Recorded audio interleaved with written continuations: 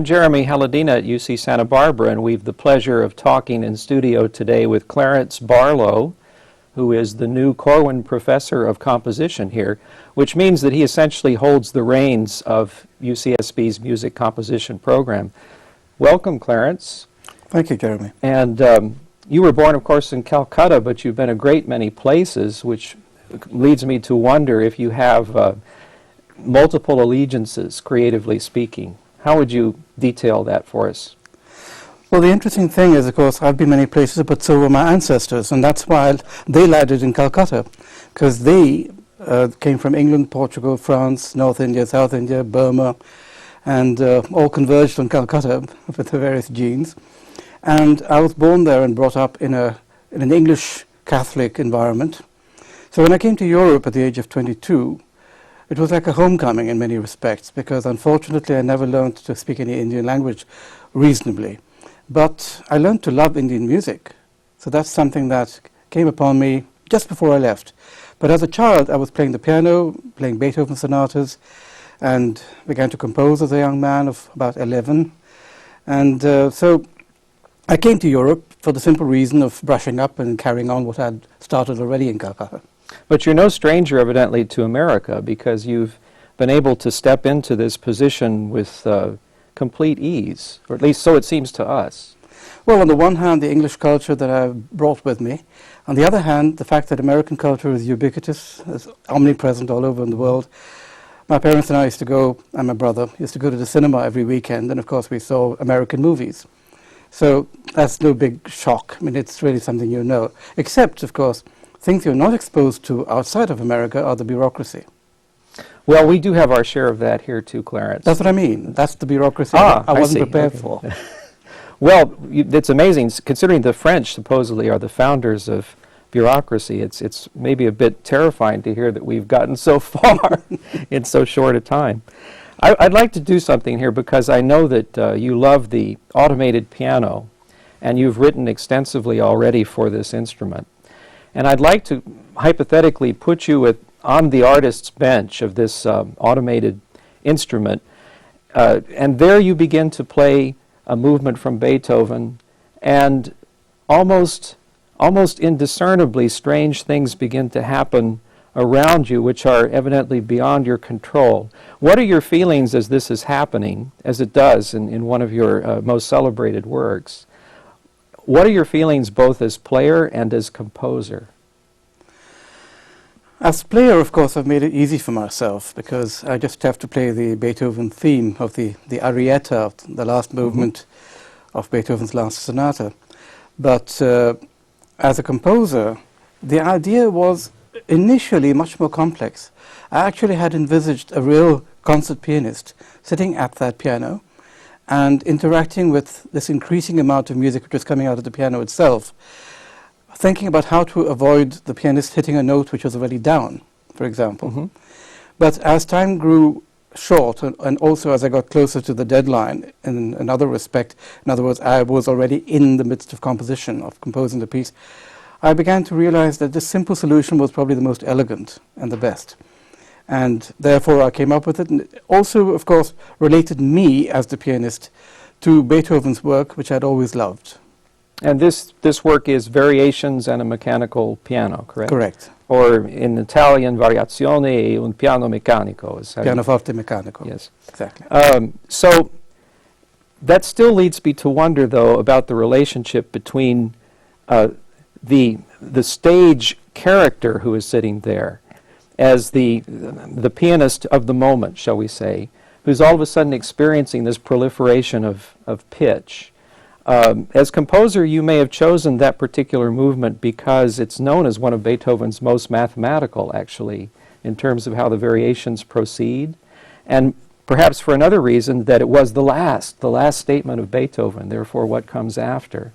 But how is the stage character to be interpreted, the character that the audience sees there at the moment that this eruption of notes takes place?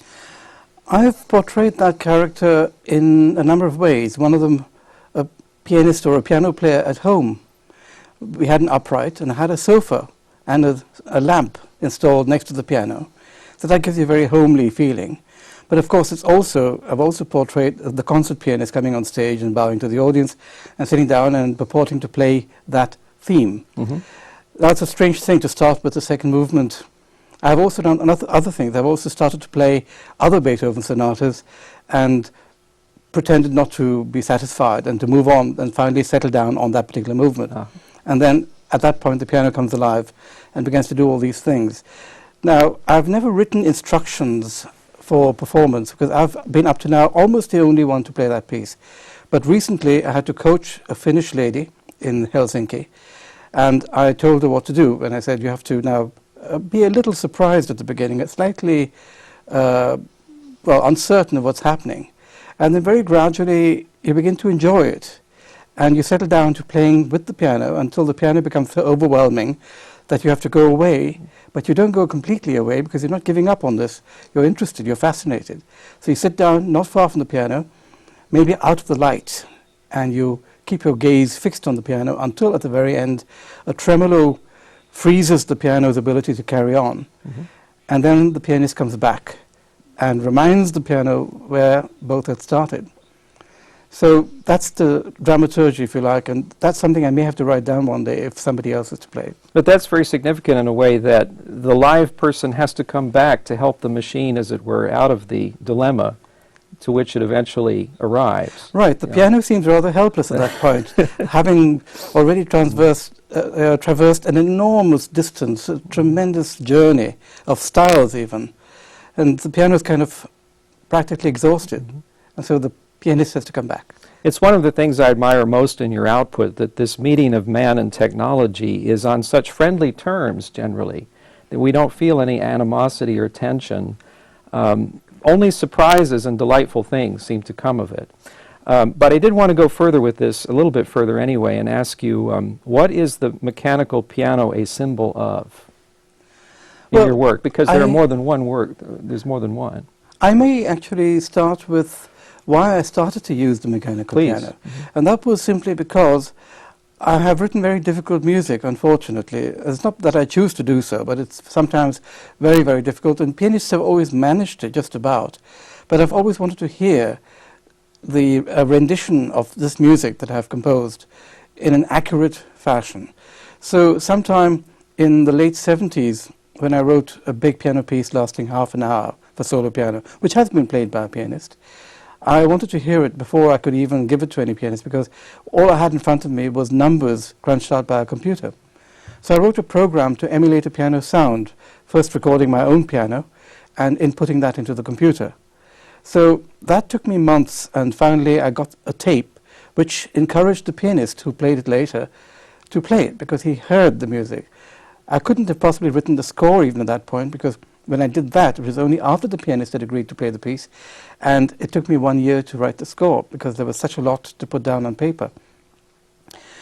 The realization of very difficult pieces was therefore my interest, and I used electronic means at the beginning. But when the player piano became available in the mid-80s to me, I realized that the sound would be so much better that I would much, much prefer, and MIDI was also brought in. MIDI, mm-hmm. That's the system of linking computers with synthesizers, was introduced in the early 80s, in 84. And that's where I pounced on that and went away from sound wave generation to MIDI, which is not perfect by any means, we know that, but it's always helped me. And the player piano with its wonderful sound, that of a real piano in other words, and MIDI, which is much simpler, have been my mainstay since then. But it's been necessary, I think, for you to go a little bit beyond that even in writing new software, and you're a pioneer in that area as well, new software that allows some of your difficult rhythmic concepts, especially those that overlay difficult rhythms, one atop the other. Those were not approachable in the old MIDI, but you've managed to solve that problem to some degree. Well, the rhythmic problems you can. With MIDI, you have a resolution of 1/600th of a second officially, actually about 1/200th of a second if you're approaching an instrument outside the computer. So that is fine enough, I think, rhythmically. You can get all kinds of polyrhythms accommodated in that. The big problem is, of course, notating such rhythms, and that's another issue altogether. Mm-hmm. I've written a program that can notate practically any unplayable rhythm into readable form. So you're suggesting that it was really the rather antiquated notation system that we inherited from Beethoven, really, as concerns simple divisions. Yes. And the meters that accommodate those simple divisions. Yes, because a very important issue is practically all of the pieces that you know of mine for player piano are actually intended for real pianists. It was only Variazioni which was really a player piano piece. Maybe one other, Auto de Blue, but even that piece, and one other, Estudio Siete for film by Oscar Fischinger. That was a soundtrack, was a player piano. That music would be probably unplayable and would remain so. But practically everything else that I've written for player piano has actually not been written for player piano at all, but I present it in both forms, live and on the player piano. And there are interpretations in both forms too, correct? There are live performances and then automated live performances, I guess one would say. Yes, because when I generate a live player piano version, then I try to make sure that it really has all the qualities that I want. So I may have to edit it a little bit. But this is why I have to notate everything as well for the pianist or the other instrumentalists, sometimes string players and so on. Let's move to a different area, which is the fact that you love to turn sound into visual items and visual items into sound. You have characterized your art as to some degree synesthetic, and I wonder whether you are synesthetic. Have you always been that from birth, that when you see a picture you might hear a sound, or when you hear a given pitch you might see a color or something like that? Well, certainly when I heard pitches I always saw colors. For example, the 12 notes of the octave, I could name a few. C was always white, okay, one might say, all right. But then F was always green, A was yellow, D was royal red, and for what reason I don't know, but there it was, and I felt that. E flat was a wonderful blue color. So I began to see all of that, and I remember in the mid-70s I actually tried to depict one of my pieces using colors, and knowing that looking at the chart, looking at the diagram I would generate, one could actually sense what kind of music that would be. It took me about 30 years to do that finally, because of computer technology, but I managed that in the early years of this century. I know that the few students in my classes who claim to have this ability of synesthesia, they're always fiercely arguing about what color a given note is. Oh, yes. Did you find that your colors, for example, matched anyone else's? No, not at all. If you look at the colors that Brahms saw and Scriabin, totally different to each other and different to me. And I'm pretty sure that that's an entirely inborn thing that just comes out of one. Words also have color for me. Words and even single letters, single digits have color. Really? Even? Wow. So how early in your output were you attempting to cross the bridge between these two realms? Can you pinpoint it? I think it must have been in the mid-70s. I'm not quite sure in which direction I went first. I probably went from music to the visuals, but then much later I began to see in images a source of music. Not simply scanning them from left to right, but finding certain salient points and making them into musical issues. Because there were works prior to this, correct me if I'm wrong, which didn't attempt to cross the gap. That is, there were works that had both a visual dimension and an auditory one, but they rather stood apart from one another without trying to cross into one another. Well, in, I think, 72 or 73, certainly not later than that, I had plans for a film which would be a motet, I said. And the frames of the film would be similar to the sounds you would hear. And there would be 4 voices, 2 visual and 2 auditory. That was one of those cases you're talking about. What inspired you to go in this direction? Did any forebears like Scriabin or anything like that? I don't think so. I've always been very visually oriented for some reason, even though I'm a musician. And your wife is a prominent sculptor. Sculptress. Yes, exactly. Yes. So, but of course we met only 23 years ago, and that started all this much longer, much earlier. For me, the big question that I have to pose you is, how do you decide in a given instance whether you will attempt to send picture into sound or sound into picture, or whether you'll, as it were, leave well enough alone and not attempt them to bridge into one another? Are there cases where you wouldn't make that attempt? I'm pretty sure. For example, I've always, ever since I composed Variazioni, the piece we spoke about, I've had a desire to make a film to that music. But that film would not be derived at all from the notes of the piece. It would be a theatrical film. It would start with the pianist and very gradually even leave the concert hall, and during long passages towards the end of the piece, probably in flight above the Arctic regions of the planet. So, and come back, of course, at the end to the hall where the pianist is sitting. So that film would certainly be totally different. It's only accompanied by the music, or the music accompanied by the film. But what you're talking about is, for example, when asked to write a piece for a pianist who turned 50, Christy Becker, who has performed a lot of my music wonderfully, I, for some reason, thought of her face and thought of using that face to generate the score, which I did. But when I was asked for another pianist, Deborah Richards, and she turned 50, and I wrote a piece for her. She's also played my music wonderfully. So in her case, I took her name, DEB being, for example, a source for notes and a source for rhythms through mathematical manipulations of those three letters. So I'll rephrase the question then. Under what circumstances do you feel absolutely impelled to try to turn a picture of a pianist into sound? And when would you say, well, not this time? I wouldn't know. I think that's what I find so fascinating is when you decide to do it. But you've done it with remarkable success. And we could talk also about the Fischinger score that you mentioned, the Estudio Siete, because there's an intermediary device, is there not? That is, you take, well, we should probably begin by crediting this great émigré filmmaker, Oskar Fischinger, who's well known to people in Southern California. And many have tried, actually, to do scores for these abstract animated films. But yours, help me with this, but I believe it takes vowel formants. It takes what Fischinger has on the screen in the way of abstract shapes, converts those to vowel formants, and then there's a second conversion, or how would you put it?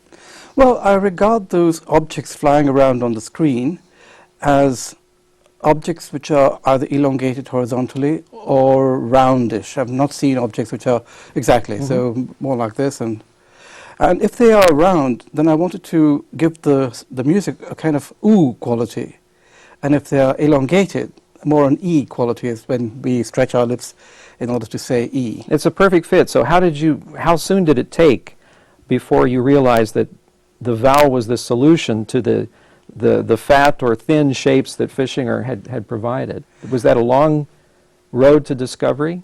I'm not sure anymore. It's about been 12 years now. I could imagine the following. I was talking to a friend who studied at the University of Zurich, and I told him that I'd like to extract information from each frame of this movie to make the music. I didn't know how exactly. So he said for that we would have to track each object down. So he took it to Zurich with him, and a program there called the Automatic Blob Recognition Program by Martin Bixler recognized every single frame, recognized all the objects in each frame, and I was sent overnight, because I was in a hurry, a file containing information on every frame, indeed, every object. So a list of every object, its position in X and Y coordinates, and its width and height. I could imagine looking at these images that I thought, oh, look at the way they stretch and they become round again, and that might have brought in, because you know I like to work with linguistic matters, with language. So it could have been that I thought at that point, don't they look like mouths, don't they look like sounds of speech? And then decided to do that from there on. Well, it works. It's beautiful. Which do you think is, in fact, more expressive, or could you say which, the pixel or the note? Ah, well, the note contains much more information than the pixel. And even one tone played on the piano can be very evocative, whereas the pixel itself doesn't exist. I'm happy, Clarence, that you made the musical choice. But does that mean that in a compensatory way, then, that when you convert to picture, you have to try harder or put more in some sense, to compensate for the lost emotional baggage of the note? If I convert something to a picture, it is rarely with the shall we say, demand or the ambition to make a work of art, a visual work of art.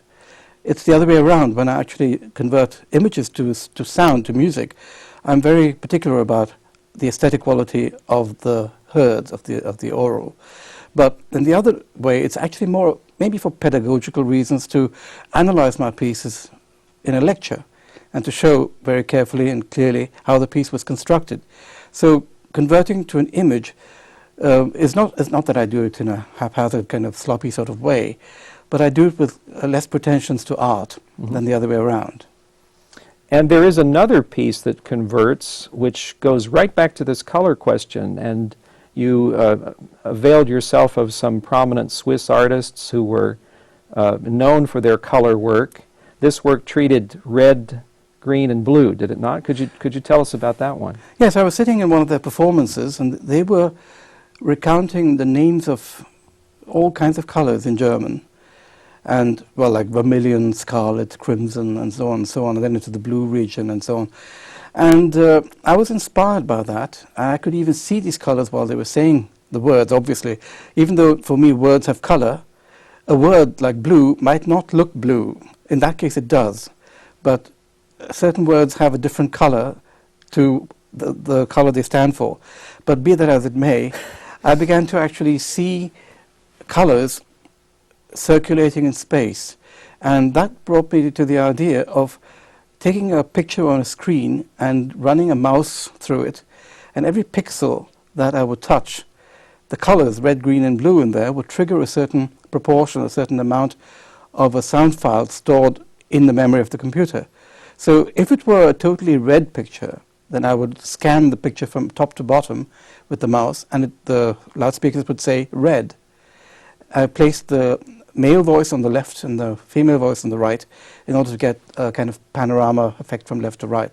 So if I move from left to right, I get the male voice going to the female. But if I stand at one point, I get a loop of just that part of the word red or blue, depending. Where do you see all that going in terms of the works that cross domains? Is this your principal line of investigation at the moment? Well, I've written a lot of music which is autonomous and doesn't Very true. relate to anything, any language or any image or anything like that. And every piece of mine comes as a surprise to me. Certain pieces, of course, have been on the cards for years now, so I know all about them and I could describe them even though they're not written. But if you ask me what are you planning next, actually always I need to finish the unfinished pieces. But if I were to say in which direction I expect to be going, I wouldn't know. I would be able to answer that more as a music theorist, because I've been investigating aspects of tonality, harmonicity, and such things, and metricity. And there I know where I want to go, but that's again as a researcher rather than a composer. Well, I remember specifically in one case where you seemed stymied by the fact that the next step in the piece involved pasting, I think, 40,000 small pieces of paper onto a display. But in how many like situations do you find yourself? That is, you're waiting on some technological breakthrough before you can finish the piece. Oh, it's happened a number of times. That which you refer to is something that I also mentioned earlier, making a chart, an image or a diagram which would reflect qualities of the music. And since I couldn't do it in 1976 because I had to paste 70,000 pieces of paper to pre-drawn squares, then I waited about 30 years, and then in 2001 I was able to do it with the new technology we had. I was able to program that. And there's an electronic piece of mine, Synesthesia 2, which I made in 1972, which is really an installation. It should run for an infinite number of years, or at least a few weeks. And I would love to program that someday. And now technology is fast enough for it to be generated in real time. But in those days, impossible. You had to pre-compose it and then generate it on tape. Have there been expositions of your work that equate to art exhibits? They're so visual in many respects that one can imagine an entire show of your work as visual work with auditory components. Well, I have been asked to write music for exhibitions on the odd occasion, But this was music which didn't have anything to do with images, because after all, I was in somebody else's art exhibition. And in my own case, I have given a series of lectures, or I should say a lecture tour, with one lecture called Musica Visualis, or visual music, which has shown these. So in other words, I talk and then I show the film. Because I say the visual part of the work, except where I've actually taken, like Oscar Fishinger's film, taken really wonderful visual artifacts. In all other cases, I don't regard the visuals as being so artistic and so high that it would warrant warrant a concert or an art exhibition. But I would simply say a lecture is good enough, and after a few words of introduction on my part, one can view the result. Well, if it was good enough for Charles Darwin, I suppose it is still a good medium to get one's point across. But I have to ask you, what would you consider the perfect medium? I'm sure that you're aware that in this culture of America today, there's a lot of discussion about the concert and whether it is still relevant given the explosion of communications media that we have, and interactive media now. Is the concert still the best forum for the presentation of your work, as diverse as it is? It depends on the work. If it's a tape piece, if it's a piece for a mechanical piano, then you would need a concert indeed. You would need an audience. I feel, in any case, some people feel CDs are enough, or DVDs, and you send them out. But I feel a situation of sitting all together and watching something or hearing something, that's still very valid, that probably will not die out, because people always like to enjoy things in community. That's one thing. Another thing is performance of works like a difficult piano piece contain this element of risk. It has to be realized on stage in front of the audience. And if it's a particularly virtuosic piece, it can be extremely, so it could make the audience very tense in a positive way. Then again, there are these moments of extreme beauty that a pianist or a violinist might touch on, and it's coming out in real time. Now that's really like listening to somebody speak or enunciate a poem in front of one. If that were just conserved, it loses a part of that charm. One can enjoy it, but hearing it unfold directly before one adds a lot to the experience. So there's that element of walking the tightrope in a live concert. There's the element of the dimension that a live player might bring that was totally unforeseen, which we've all experienced, I think. The live performance has a dimension that even the composer never imagined could be there. Oh, absolutely. But what about where we find ourselves right now on television? How would that suit you as a medium of expression for your own art? Television itself. Well, in any case, I'm getting very, very interested more and more so in video. I would like to make a number of video films in the way that I've done up to now, but probably with higher demands placed on myself artistically. And some of these video films could be films in their own right. I actually did make a film which I think is a film in its own right. It's called Uccelli Ungheresi back in 1988. And everybody thought I was crazy making these very short little frames of a quarter second. But a quarter second is easy, or an eighth of a second, easily perceived, and one can easily see all the frames right through the movie and remember them. So I think I'll do much more of that, and I think television is a very viable medium for that. I can't see why they thought you were crazy when Madison Avenue is doing that right and left, you know, with these short little... Yes. So you were simply ahead of your time, Clarence. That's all it was. My very first question to you was about, it involved my setting up the question to the effect that you were born in Calcutta. And you alluded to some works of yours earlier that go back to the source roots of Indian music. I'm familiar with some of those. Some preludes and fugues, as a matter of fact. Tell us about the Ludus Regalis and why you would choose to adapt Johann Sebastian Bach's work, really, to the language of the music of India. Well, it's like this. I'm not one of those who thinks Indian music is totally different to Western music and that they're really poles apart. I knew a lot of Europeans, a lot of Westerners in Calcutta who loved Indian music, who were studying Indian music, and they didn't know anything about Western music. At least they might have known a little bit of Mozart and Beethoven by listening, but not by performance. I didn't know a single Western musician who became an Indian musician. They were always on the one side or the other. There was, for example, a sarod player whose name was John Barlow. He was born in Australia. We're no relatives at all. And we used to talk about music a lot. And one day said to them, do you know how much Indian music and Western music have in common? And that's something they'd never thought about.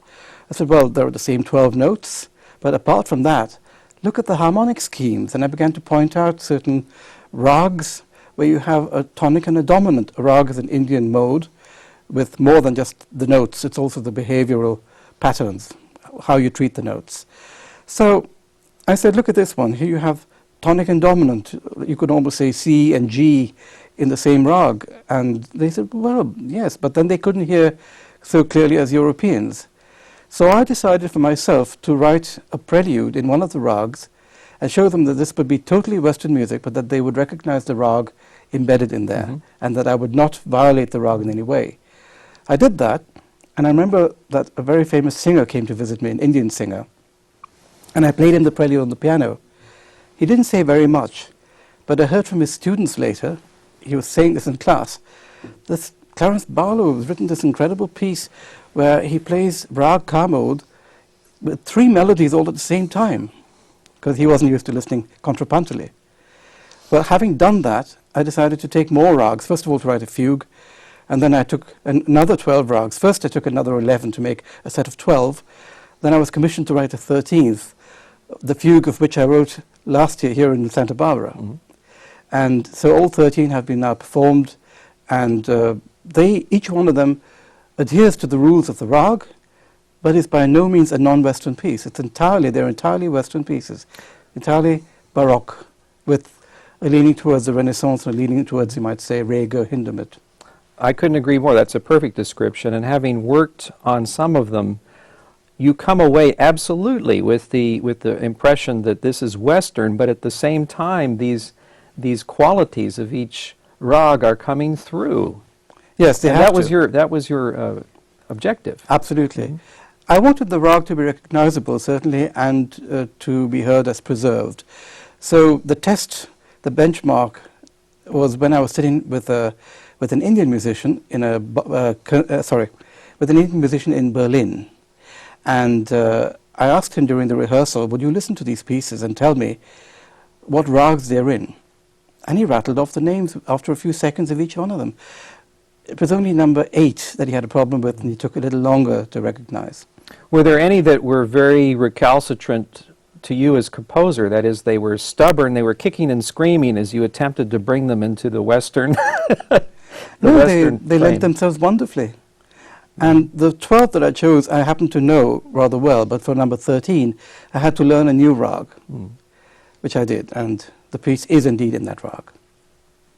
Well, it certainly, they profit study, and I hope that people will pick them up and take them on, because they're a worthy addition to that repertory that you mentioned that goes Bach, Hindemith, Reger, and hopefully now Barlow. So will you continue to write music for absolutely standard instruments alongside those of your pieces that require quite complicated technical arrangements?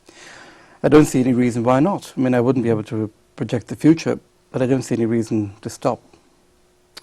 Now we can move to a whole different area, which is teaching, because, of course, your function here is to be the master teacher to UC Santa Barbara's composers, and I would think that many aspiring composers who might be watching us now would be curious about your views as to teaching and how a student might prepare for a career in this discipline today, which is so all over the place, particularly in America. Have you picked up on a sense yet, having only been here a year, have you picked up on how an American composer might profit from, say, more study of what's going on in Europe? Or? Well, I think one of the ways would be, of course, by inviting people from Europe or elsewhere. We have the entire world, we have Japan as well. Inviting people from these various places and from other parts of North America to come to the campus and talk about their work. I think talking about one's work is a very important thing. I myself do that because I believe that if I explain my own work to students, they should not emulate the work, but they may get ideas. They may be inspired to do certain things, or even not. So that's one way, I think, of doing it. The other way, of course, is to point out or at least another way, is to point out things in the world outside and say, go and look at that, go into the internet, check on that, go to the library.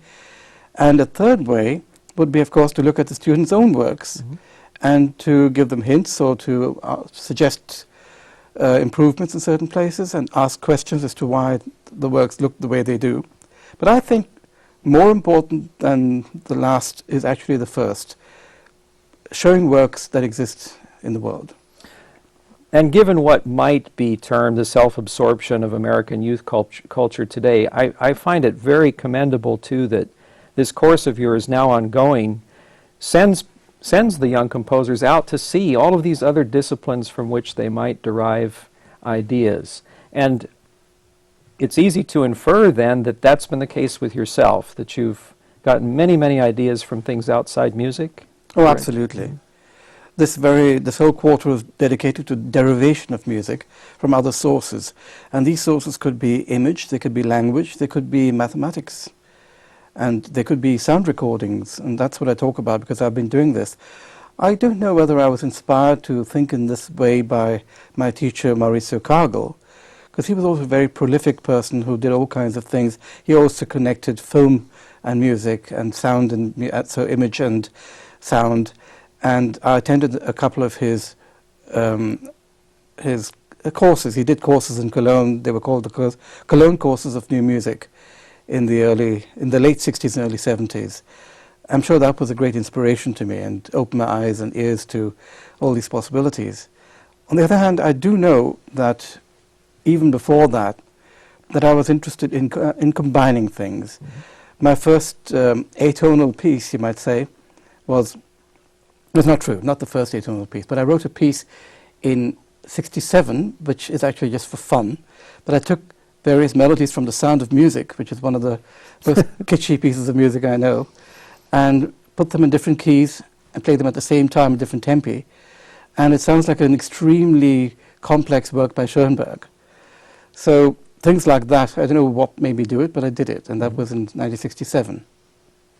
So even American music theater has had a limited impact on your aesthetic. American music theater? Sound of Music. Sound of Music, Yes. exactly, right.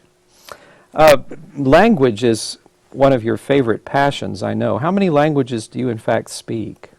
Well, it depends on how well you mean. I get by pretty well with English and German. My Dutch and French are also reasonable enough for me to speak and to write emails. But I don't understand the news in French as well as I would like to, for example. And then carrying on, there are other languages which I could speak, the last of them being maybe just enough to ask directions and to understand the replies. And these, if you care to know what these are, they carry on with Cologne dialect, which is a language in its own right, and then Hindi, the major language of North India. And then it would go on to Portuguese, Bengali, restaurant Italian. And how dangerous is it to assert that music is its own language, therefore it should not attempt to subjugate itself to written language? Oh, I think that music is definitely a language in itself, but that this language is open to being combined with other languages. I mean, think of Schubert, who had no problem with that. So I definitely think music can be autonomous, it can speak for itself. I always tell my filmmaker friends, it's amazing how dependent they are on music, whereas we musicians don't need film, we can just make the music for itself. So, but I think music does lend itself, and one can do things with music in other dimensions as well. Because as a young composer, one could not move in a Clarence Barlow direction without considerable study into mathematics. How far should they go into language, and how should they approach that study? I think it would be fantastic. I'm not a linguist myself, although I love language, but I would think it would be fantastic if a composer were to take the trouble to study linguistics, because there's lots there. I'm a hobby linguist in certain ways. I have certain books on the subject, and I refer to these books when I need them. I was even thinking once of using Chomsky's rules of generative grammar for music. I haven't done that. I did create, however, a language which is music. In other words, percussionists play, and what they're playing has a meaning, a semantic meaning. I translated Hamlet's soliloquy into this language, which I call progethal percussion, percussion with an IAN at the end.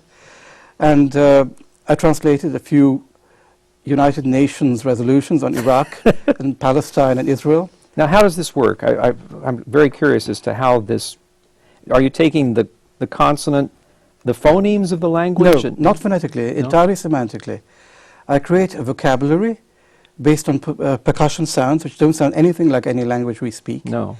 They are entirely drums and some metal and glass and things like that.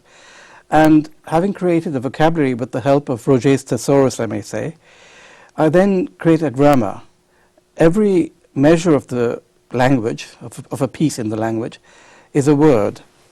And it will contain an article if necessary. It will also contain information as to whether it's singular or plural. If it's a verb, it will contain information as to whether it's transitive or intransitive, and so on. So I have to pass a human language first into its elements, into its grammatical elements. And then I actually do have a computer program which I wrote, which can convert my parsing into a score. For the instruments? For the instruments. So is there dative, ablative, and genitive case for a bass drum? No, I've done away with a lot of the cases. And but I have included the genitive of verbs. For example, by opening the door would be doors openings with apostrophe S in both cases. So I put the genitive into both of these words, and you can also have whole chains of such things. So doors, openings, and carrying on. So that's one of the, I would say, things that I thought out. That's one of the things. And other things are, it's a bit difficult for me to recount at the moment. I'd have to be probably looking at my materials to be able to tell you that. Certainly it's a language with a complete set of grammatical rules. I know that you are addicted to puns, and I enjoy that very much. Have you ever tried a musical pun? Well, a musical pun would be something like a chord, like taken two senses. Yes, exactly. C7, the B flat could be regarded as an A sharp, and that would give it another meaning. Which Beethoven did, really. Yes, exactly. But you've never been tempted to follow in his footsteps in that way? Not so much. I've written at least titles which are puns. Yes, indeed. But the music itself, to make that an issue, no, I haven't. Not consciously, anyway. I think we Americans feel so close to your aesthetic because you fit this mold of the inventor. Do you have a sense for how American that is? And that many Americans have invented great things in their garages and their workshops and so on, much as you've done, working largely without a lot of help. I mean, you've waited for technological development. You have collaborators in the software arena and so on. But it almost gives one the notion that it's still possible to do great things as an individual, as an inventor. Would you subscribe to that view? I would say it helps to be in a group of people, among a group of people who are all striving for similar things, and you feel strengthened by that. That was my feeling, for example, in Cologne in the years 68 to 73, when I had a whole lot of wonderful composers around me, and we formed a group, and we worked for the same things. But then again, in spite of all of that, in that very group, I was the only one who got into computer music. And why? Because I had an idea for a piece which was totally spontaneous. I imagined these sounds on the cello. And the way I imagined these sounds was, there was a certain process, a certain concept behind that. And I had to hear the music in my head in order to actually formulate the concept. And then I realized that this was actually a mathematical concept. I didn't realize it first. And having found the formulas for the mathematical concept, I started to try and realize the piece using a calculator that they used to use in shops, with all kinds of buttons at the top, and you press enter, and then you get a bell sound and a figure would appear. I bought one of those because pocket calculators didn't exist in 1970.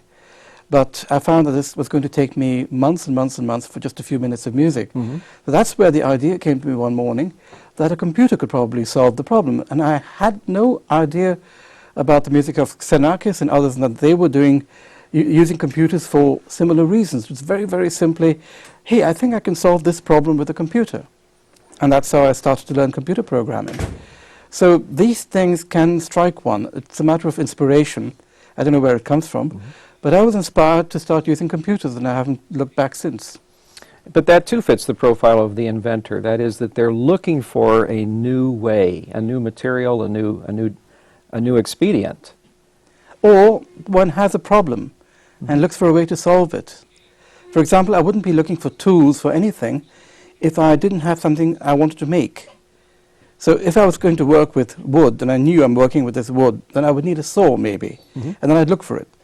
But the tool doesn't come first. It's always the objective, it's always the music, or if I'm working in the visual field, it's always the visual. If I'm working in the language field, it will be that. I've written a number of articles and texts, and I see how my brain works trying to formulate sentences.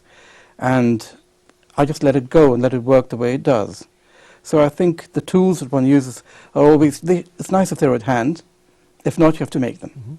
And that is the other trait of the inventor, which is patience.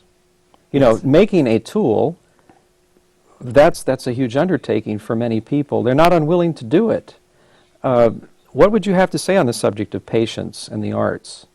Well, I think I'm a very patient person, and certain things have taken me years. For example, my computer program, Autobusk, took me 14 years. And a book that I edited, the ratio book, on a symposium held in The Hague, took me 9 years to edit. All of these things because, of course, I was busy teaching and doing other things at the same time.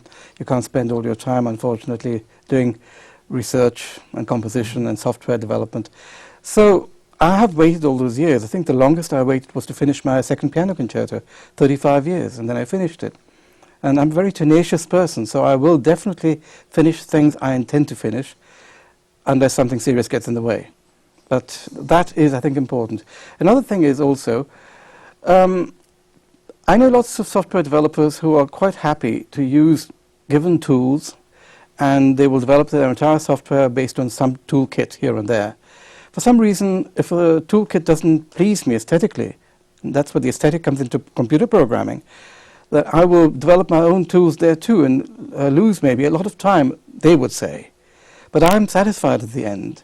And I've taken all that time, been very patient, and there it is. And they said, oh, but you could have done it with that tool. I said, no, but I don't like the look of that tool. So have you had experiences then where younger composers or video artists come to you and say, thank you for your pioneering work in that area, or persisting in that particular very difficult pathway to a given solution? Fortunately, growing older brings you experiences like that. I think they started already in the end of the 80s when people came to me for advice, and I said, well, your problem here looks very, very logical and mathematical. Why don't you learn computer programming? So he said, well, what should I do?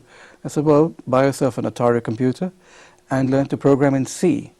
And he did, and he's become a very, very capable programmer now. He's a musician. He's a professor of trombone in Cologne, but he does his own software, and he still thanks me for that. How would you advise someone who might be watching this now and curious enough at this point to come to a concert and hear some of your work? Is it necessary that they prepare in any sense? I wouldn't think so. I wouldn't know what to prepare them for. But if, on the other hand, they ask me, as a new student of ours who's coming very soon, he's been admitted, he asked me, what should I do in the meantime?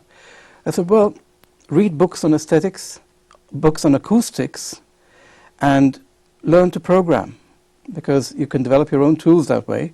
Because I find that people who use, and I'm not repeating myself when I say, who use tools for composition that exist, they tend to sound like other people using the same tools. So if you program in a programming language, you can be much freer. So that was the advice I gave the student. You mentioned aesthetics, and I know that you value the teaching of that discipline very highly, but where do we look for our guidelines, our teachers of aesthetics, when there's so much cachet in American society on being the first to do something, the inventor of something? Where do you go for models as a young composer? And how do you learn aesthetics as a young composer? Well, you're touching on the subject of originality now. Yes. And that's a virus which has kind of bitten us or infected us ever since at least the second Viennese school or the Darmstadt school of the 50s. And Stravinsky. And yes, exactly, Stravinsky as well. Of course, Beethoven is a model of originality, and so is Perrotin, going back all the way to 1200. But I would say that that is descriptively so, and that could not be made into a prescription. Anyone told you must be original would be given the wrong advice. The person must learn how to hold his own, do his own thing, and I would say not be original, but write good music. Now, very often a composer imitates other composers. He might be writing good music, but it'll never be as good as the original. That's why I say, try not to supply something which we have. If you're able to give us something which I was waiting for, then I'm the most satisfied person, no matter what style that might be in. But usually it'll tend to be in a new style. But the sheer cultivation and looking for new styles, when students tell me I would love to develop my own personal style, then I answer and say, well, write good music first. But isn't it necessary to supply something that we don't have but don't know that we're looking for? That is, if it's something that the consumer already has a firm handle on and a complete grasp of, that seems almost less valuable, doesn't it, than a complete welcome surprise? But of course, that depends entirely on how open one is to inspiration, how creative the mind is, and how experienced one is in finding things. Now, for example, as a cook, you would be tasting something you're cooking, and you say, I think this is lacking this, and that. Or I need a little bit more of that, maybe a tiny bit more of this. So you use your imagination to know what you need to add. In the same way, a composer looking to solve a piece, to realize a piece, will be subjected to two things. One thing will be inspiration, because the sheer openness, the sheer waiting for this piece to develop in the mind would open several channels. But secondly, the composer must also be critical and must also say, what's wrong about this piece? Something is wrong, and I've got to find out what it is and how to remedy that. And I would say these two bits of advice could be given. But the idea of the personal style, if a composer is really creative, it's very likely that the composer will be very original, but he can't set out to be so. I'm sure Beethoven never sat down and said, I want to be original. He just was. But I was thinking of Boccherini, whom I enjoy very much as a composer, and yet we wouldn't really call him a first original. Right. There are composers like that too. And, for example, my beloved Rachmaninoff would be another case in point. But you don't sound as though you're one of those that thinks the teaching of composition is simply an impossible prospect. I mean, I've had teachers of composition tell me that, strangely enough. Now, you cannot teach composition in that sense, but you can inspire, and you can bring together information. And criticize, perhaps. And criticize, exactly. Just about a week ago, I was invited to the University of Florida and did 2 master classes there. Had 4 students teach master class, and each showed me scores, played tapes. And it was very interesting. I tried to involve all of us in discussion. And for each piece, there was something to be said about what was good about it, but what it still needed. So I think if one has the experience, as a cook, you wouldn't know what to add if you were just setting out to cook and you'd been the first dish you'd ever made. But if you've got the experience over the years, then you know what to add. In the same way, I probably know more than the students who are sitting there in the master classes. Or I could pick on these things maybe quicker, or I might have touched on something which made one of them or 2 of them think of something else, which was exactly what we needed. So what kind of Epicurean ingredients would you be projecting to add here into our program at UC Santa Barbara? Oh, I certainly want us to be open to everything, and I want the student body, the composers, to form a wonderful group, to work together. For that, we need a certain critical mass. We can't just admit, say, 2 students a year. That doesn't make a community. A supportive community. A supportive community. You need a composers community here, where the composers inspire each other together and not just work on their own to get their credits. It would be absolutely wonderful if you see that a student might mention on occasion, well, I was inspired by something he said, another student. That would be excellent. Well, we'll be looking for the very exciting new recipes that you'll be concocting for us here at UC Santa Barbara. Some very exciting work happening in April 2007 featuring your work as part of the Primavera Festival this year. I know you're planning also on bringing first-rate guests beginning next academic year also. But also in Primavera. Yes, as soon as that. Yes, I mean, we have a clarinetist, we have a guitarist, for example, Both Wonderful. renowned for performing your work in Yes. Europe. In Europe. No, Gareth Davis, not yet. But he's a very good clarinetist, and I know him from Europe. And I also know, of course, Seth Josell, the guitarist, who's excellent. So we've been talking with Clarence Barlow, the new Corwin Chair of Composition here at UC Santa Barbara. And thank you very much. I'm Jeremy Haladina.